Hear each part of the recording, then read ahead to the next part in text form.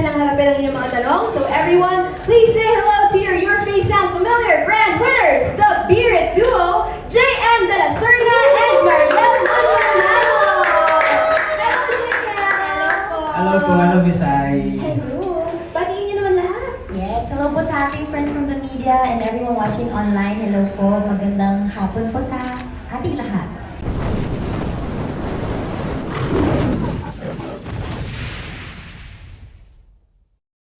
It's such a joy to be here po at mabigyan po ng pagkakataon na ma-share po ang moment na ito with all of you. Masaya rin kami nandito kayo. Thank you, Mariel. How about you, JM? And hello po sa lahat natin mga media friends and hello po Bisay. Fan po kami, napapanood po namin kayo sa TV.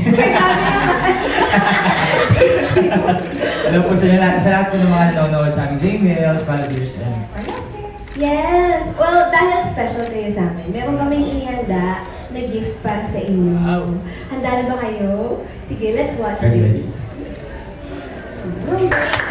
Congratulations once again on winning Your Face Sounds Familiar. Kanina, di ba, binabalikan natin lahat ng mga naging transformations nyo. Ano yung parang may nagbigay sa inyo ng kakaibang emotions while watching it? May mga naalala ba kayo na special while watching it?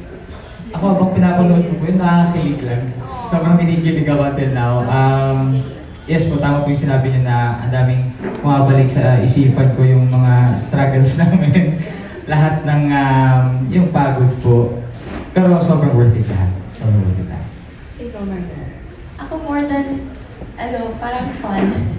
Kasi may mga challenges po pero parang nangibabaw rin sa akin yung mga moments na especially pag dalawa po kasi kami ni JM, so parang different dressing rooms.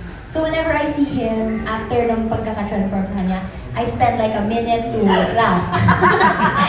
Kasi minsan po nag-gender switch ba? Yeah. So magiging bago talaga. Kumari the very first time nag-gender switch tayo, nag-alpha ba siya? Bakit ka-green?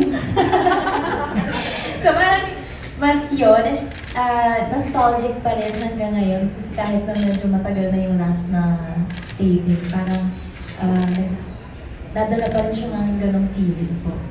Oo, babalikan natin lahat yan ngayon. Ready na ba kayo mag-trip down memory lane? Let's go.